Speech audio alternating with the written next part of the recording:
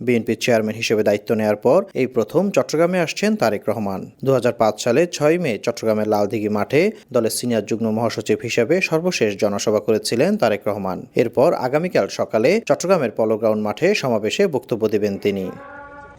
শেষ হয়েছে মঞ্চ তৈরির কাজ।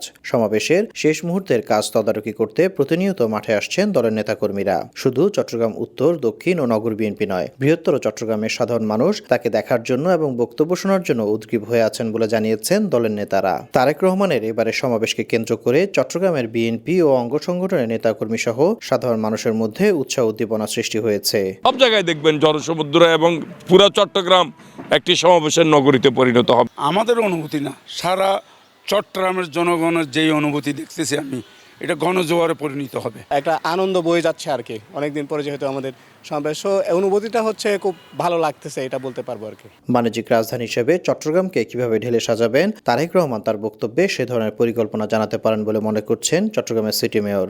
অত্যন্ত আনন্দমুখর পরিবেশে ফেস্টিভ মোডে আপনারা তারেক রহমান সাহেব ওনার বাংলাদেশ নিয়ে, চট্টগ্রাম নিয়ে কী প্ল্যান আছে সেগুলো অবশ্যই উনি বলবেন এবং উনি একটা সুন্দর বার্তা চট্টগ্রামবাসীর জন্য দিবেন।